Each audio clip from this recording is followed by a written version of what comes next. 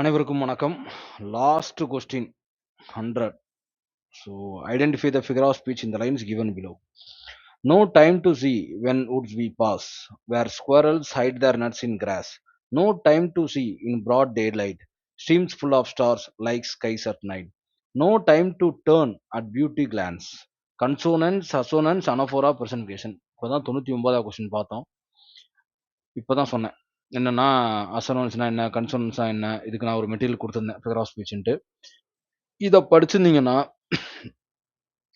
தெளிவாக நீங்கள் என்ன பண்ணிக்கலாம், ஆன்சர் பண்ணியிருக்க முடியும். எல்லா ஃபிகர் ஆஃப் ஸ்பீச்சையும் கொடுத்து அதோட ஸ்ட்ரக்சர் கொடுத்து அதோட அர்த்தம் கொடுத்து எக்ஸாம்பிளும் கொடுத்துருப்பேன். இதில் பார்த்தீங்கன்னா அனஃபோரானா என்ன சொல்லியிருக்கேன், repeating the same word at the beginning of sentence, அதான் anaphora. Repeating the same word, no time, no time, no time, beginning of சென்டென்ஸில் வர்ற ஒரே மாதிரியான வார்த்தை இருந்தால் அது பேர் அனஃபோரா அப்படின்னு நான் கொடுத்துருக்கேன்னா தெளிவாக என்னோட மெட்டீரியலில் தெளிவாக கொடுத்துருக்கேன் இந்த இடத்துல. ஓகேவா? அப்போ இதை படிச்சிருந்தீங்கனால என்ன செஞ்சுருக்க முடியும், ஈஸியாக ஆன்சர் பண்ணியிருக்க முடியும் இது அனஃபோரா தான் அப்படின்ட்டு. அதுவும் இல்லாமல் மீதியும் எக்ஸ்பிளைன் பண்ணியிருக்கேன். கன்சோனன்ஸ்னா என்ன, அசோனன்ஸ்னா என்ன, பிரசன்டிஃபிகேஷன் எல்லாமே இதில் கொடுத்துருக்கேன். ஓகேவா? ஸோ இதை படிச்சிருந்தீங்கன்னா எதுவும் ஞாபகம் இருந்தாலும் நீங்கள் என்ன செஞ்சுக்கலாம், ராங்கான ஆன்சர் எலிமினேட் பண்ணிக்கலாம். சரியான ஆன்சர் தெரிஞ்சிருந்தாலும் டக்குன்னு ஒரே இதில் டிக் அடிச்சிருக்கலாம். அனஃபோரானா இதுதான் அப்படின்னு உங்களுக்கு தெரிஞ்சிருந்துச்சுன்னா ஈஸியாக என்ன பண்ணிக்கலாம், டிக் அடிச்சிருக்கலாம். ஓகேவா? சரி, ஓகே. இப்போ 100 கொஸ்டின் முடிஞ்சிருச்சு. ஃபர்ஸ்ட் கொஸ்டின் ஆரம்பிக்கிறப்ப ரொம்ப ஒரு வேதனையாக இருந்துச்சு. எப்படா 100 கொஸ்டினை டீகோட் பண்ண போகிறோம் அப்படின்ட்டு. எனக்கு தெரிஞ்ச எப்போலேருந்து ஒரு 15 நாள் இல்லை ஒரு 20 1 மந்த் கூட ஆயிருக்குன்னு நினைக்கிறேன். 1 மந்த் ஆயிருக்கு, 1 மந்த் நெருக்கி ஆயிருக்கும்.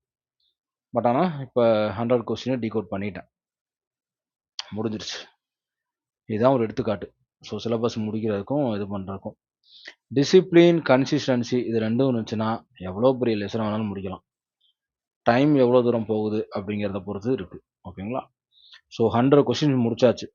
இப்போ இந்த 100 கொஸ்டின் முடிச்சதில் என்னுடைய ஃபைனல் கன்க்ளூஷன் என்னன்னா, 100 கேள்வியில் 95 கேள்வி நான் கொடுத்த மெட்டீரியலை படிச்சிருந்தாலும், புக்கை நீங்கள் ஒழுங்காக படிச்சிருந்தாலும், கிராமர் நான் கொடுத்த மெட்டீரியலை ஸ்ட்ரக்சர் வைஸாக படிச்சிருந்தாலும், இன்டெப்த்தாக படிச்சிருந்தாலும், காமன் நாலேஜ் ஓரளவு இருந்திருந்தாலும் 100 கேள்விக்கு 95 கேள்விக்கு நீங்கள் கரெக்டாக ஆன்சர் பண்ணியிருக்கலாம்.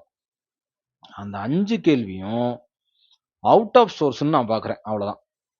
American English, British English, synonyms, suitable word, இதில் தான் அந்த 5 கேள்வியை லூஸ் பண்ணுது. ரிலாக்ஸேஷன் கொடுத்தது அந்த 5 கேள்விக்கு இந்த ஏரியா தான். மீதி எல்லாத்தையும் தெளிவாக படித்தா 100க்கு 95 கன்ஃபார்மாக எடுக்கலாம். எப்போ அந்த கான்ஃபிடென்ட் வரும் அப்படின்னா, அட்லீஸ்ட் இந்த சிலபஸை டாப் டு பாட்டம் ஒரு 5 தடவை 6 தடவை ரொட்டேஷனில் திரும்ப திரும்ப திரும்ப திரும்ப படித்து டெஸ்ட் போட்டு படித்து டெஸ்ட் போடும்போது கண்டிப்பாக வரக்கூடிய குரூப்பில் 95 எடுக்கலாம். ஓகேங்களா? சரி, இதை பற்றி நம்ம அடுத்த வீடியோவில் பார்ப்போம். இந்த கொஸ்டின் இப்போ 100 கொஸ்டின் வெற்றிகரமாக முடிச்சாச்சு. ஓகேங்களா? இதுவும் சிலபஸ்க்குள்ள தான் வந்திருக்கு. நான் கொடுத்த மெட்டீரியலை படிச்சிருந்தீங்கன்னா கண்டிப்பாக ஆன்சர் பண்ணிக்க முடியும். ஓகேவா? Thank you so much. தேங்க்யூ.